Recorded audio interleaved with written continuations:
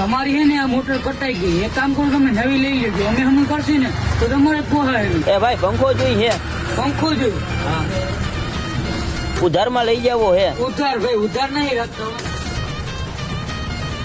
હા, તમારી છાની મોટર પડી ગઈ. એક કામ કરો, જલ્દી વહી લેવા આવો. એટલે આવો બધો પંખો ચૂંટાડી દીધો કે ડાયરેક્ટ માર્યો તો આ નિમલ્યા. અહીંયા ઓલું તારું 1500 નું લઈ ગયું તો કઈક બોલ ને દુઈરો ની દઈ તો જજે. મારે પાછું બીજું લેવાનું.